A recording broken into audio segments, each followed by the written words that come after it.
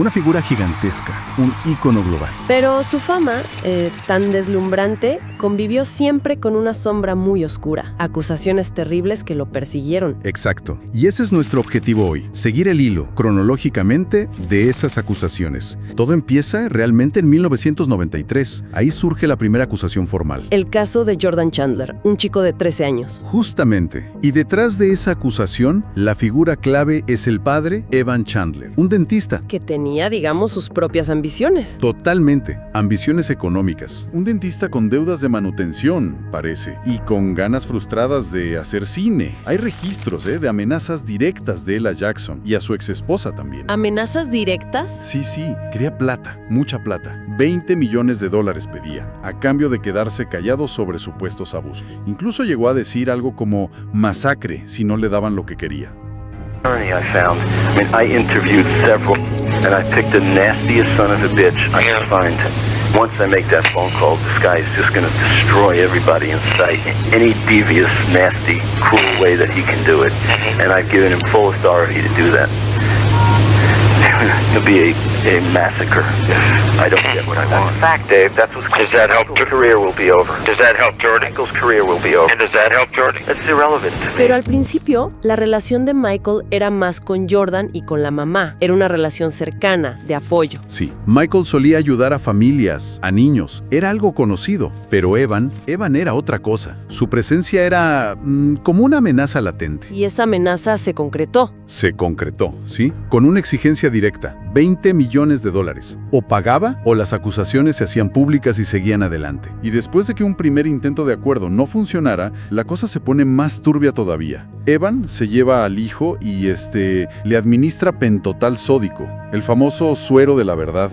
¿Qué? Sí, una droga peligrosa que en realidad te hace vulnerable, no es que garantice la verdad. Muy oportuno, ¿no? Para conseguir la declaración que necesitaba. No, espera. Usar una droga en tu propio hijo para armar un caso. Es tremendo. ¿Y a nivel penal qué pasó? Nada, el caso penal nunca prosperó. Los Chandler retiraron la denuncia porque no tenían pruebas sólidas. Y se llegó a un acuerdo civil. Eso generó mucha confusión. Muchísima. Pero es crucial entender esto. Un acuerdo civil no es una confesión de culpa, para nada. Fue una estrategia legal, ¿no? Claro, aconsejada por sus abogados. Buscaban frenar el daño. Ya estaba perdiendo contratos millonarios. La gira peligraba. Era una forma de intentar acelerar la investigación penal y limitar las pérdidas. Y es fundamental entender algo aquí. La diferencia entre las vías legales. ¿Hubo un acuerdo económico? Sí, pero en la vía civil. Mucha gente lo confunde con admitir culpa. Claro. Pero un acuerdo civil a veces solo busca evitar un juicio largo, costoso, muy público. No es una admisión de culpa penal. De hecho, Michael siempre dijo que era inocente, y él sí quería ir a juicio penal. Ahí la prueba tiene que ser,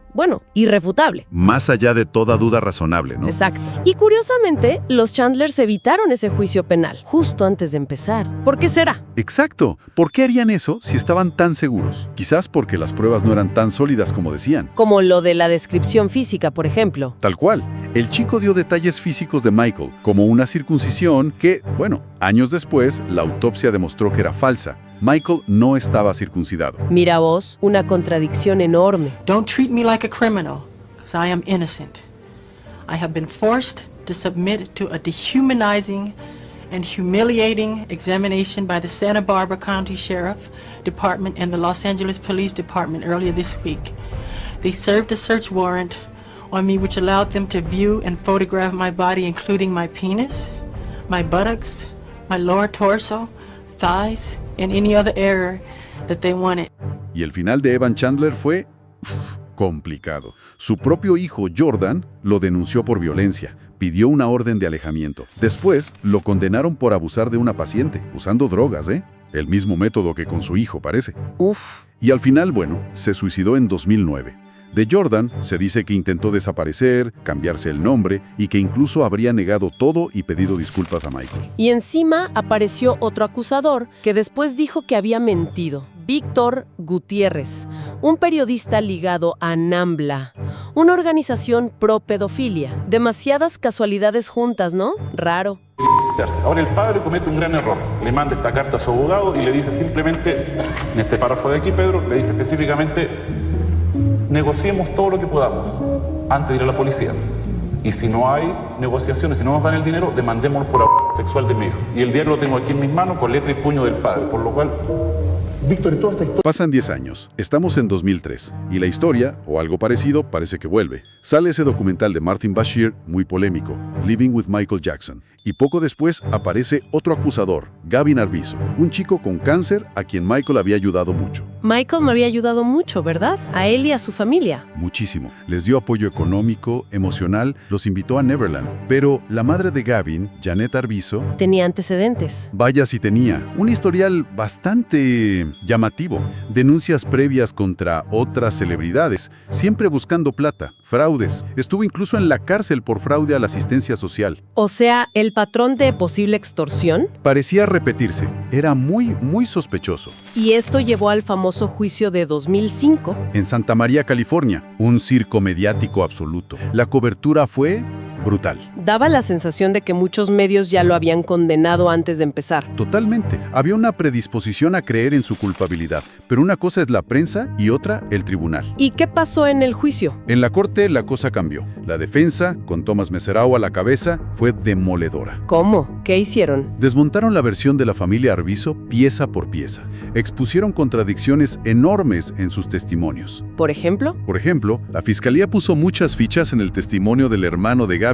El hermano decía que había visto abusos, que se había colado en la habitación de Michael. Pero las declaraciones hacían agua por todos lados. ¿O no? Las fechas de los supuestos abusos, los lugares, cambiaban todo el tiempo. Cada vez que la defensa mostraba que Michael no estaba en el país o que ese lugar en Neverland ni existía en esa época, ¡pum!, cambiaban la versión. Qué conveniente, ¿no? Y ni hablar del famoso sistema de alarma del dormitorio. La fiscalía lo pintó como algo súper siniestro. Claro. Y resulta que era una simple campanita en la puerta. Algo normal en casas grandes. Pero si era tan seguro, ¿cómo entró el hermano sin que nadie se diera cuenta?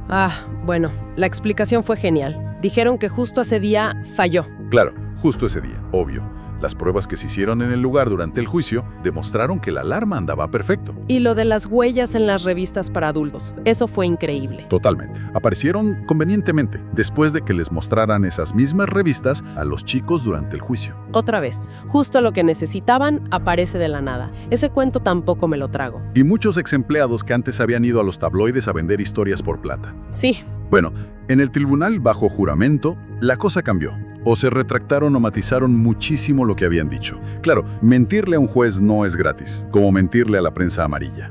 Una de ellas, Adrienne McManus, hasta tuvo que pagarle a Jackson por robo y por mentir. ¿Y el veredicto final? Fue contundente. Después de meses de juicio, el jurado lo declaró no culpable. ¿De todos los cargos? De todos y cada uno de los 14 cargos. Fue una absolución total, una victoria legal sin fisuras. Aunque se habló de otras posibles motivaciones detrás de esa acusación. Sí, hay teorías que apuntan a una posible influencia de Sony Music. Michael estaba en plena guerra con ellos por los derechos de su catálogo. Algunos creen que intensificar la presión legal era una forma de debilitarlo en esa disputa. No está probado, pero es un contexto a tener en cuenta.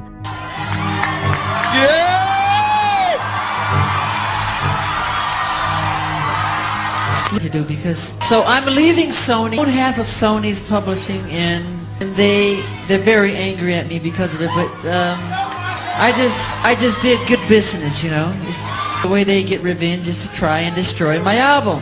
And Tommy Mottola is a devil. I'm not supposed to say what I'm going to say right now, but I have to let you in on a secret. A pesar de la victoria legal, el daño ya estaba hecho, ¿no? Profundo. El juicio lo devastó física y emocionalmente. Fue un golpe durísimo. Cerró Neverland después de eso. Sí, ese lugar que era su sueño, su refugio, quedó manchado por los allanamientos, por todo el proceso. Lo cerró, intentó seguir adelante, rearmar su vida. Y preparaba su regreso, la gira This Is It.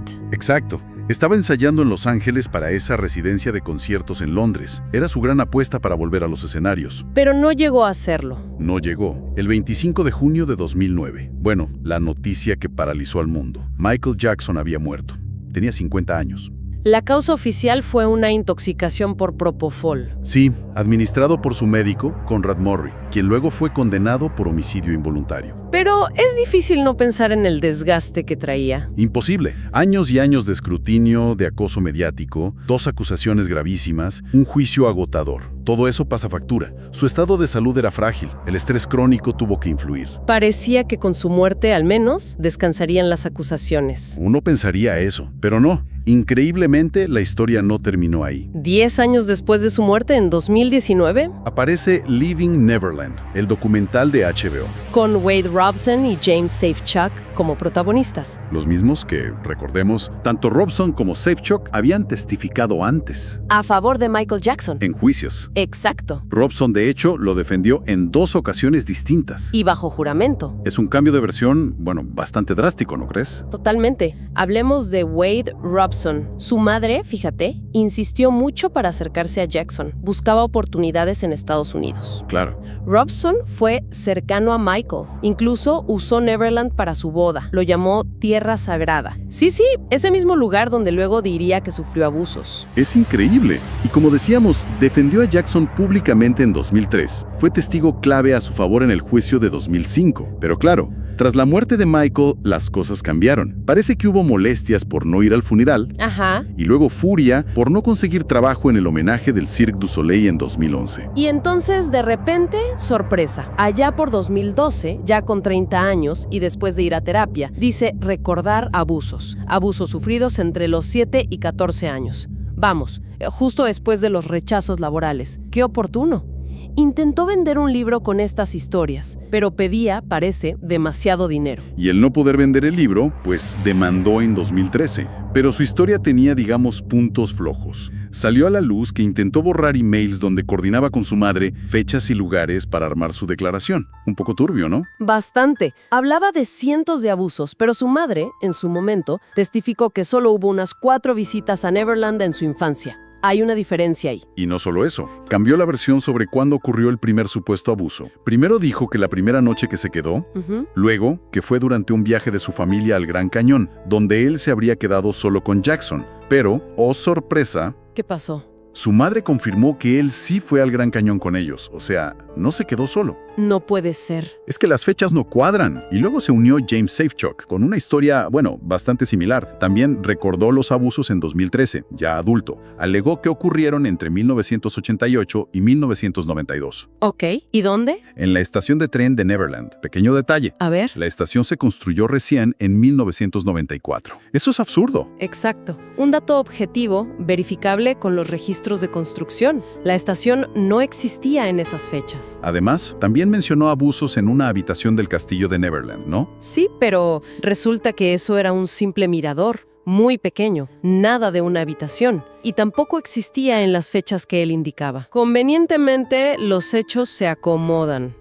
¿A qué suena raro? Demasiado raro. Y todo esto explotó mediáticamente en 2019. Justo, fíjate, cuando estallaba el escándalo de Harvey Weinstein. Hay quienes sugieren que figuras como Oprah Winfrey, que era amiga de Weinstein, y HBO, cuyo CEO también tenía relación con él, impulsaron este material quizás para desviar un poco la atención. Una cortina de humo, es una hipótesis que circula. Y para colmo de males, el director del documental, Dan Reed, afirmó que perdió accidentalmente horas de material en crudo. Horas. Sí, material que podría servir como prueba para ver el contexto. Qué conveniente. Además, se reportó que HBO editó la parte del tren cuando se señaló públicamente la inconsistencia de las fechas. Lo quitaron. Mientras tanto, otras personas cercanas a Jackson, como Brett Barnes, a quien mencionan en el documental Contra su voluntad, Sí. y Macaulay Culkin, niegan rotundamente haber sufrido abusos. Ambos defienden a Michael. Y los guardaespaldas también, ¿no? Gente que estaba ahí todo el tiempo. Exacto. Los guardaespaldas de Jackson siempre lo han defendido. Afirman no haber visto jamás nada inapropiado. Entonces, el patrón es bastante claro, me parece. Testimonios previos bajo juramento, defendiendo a Jackson. Sí, Recuerdos súbitos que aparecen justo después de reveses personales o económicos. Contradicciones enormes en fechas y lugares que se pueden demostrar con hechos, como lo de la estación. totalmente. Y un contexto mediático muy particular, ligado a otros escándalos. Así es. A pesar de estos intentos, que parecen deliberados y están llenos de inconsistencias por manchar su nombre, la defensa de quienes realmente lo conocieron de cerca y la falta de pruebas sólidas, pues persisten. Y es importante decir que no han surgido nuevas denuncias creíbles con este perfil desde entonces. Queda una reflexión final, ¿no? ¿Cuánto peso pueden tener estas narrativas, construidas claramente para el escándalo mediático, Claro. cuando chocan de frente con hechos verificables y con testimonios consistentes a lo largo del tiempo. Exacto. Da para pensar sobre cómo se fabrica a veces la verdad en los medios, ¿no? ¿Qué se elige contar y qué se elige omitir? Algo para reflexionar.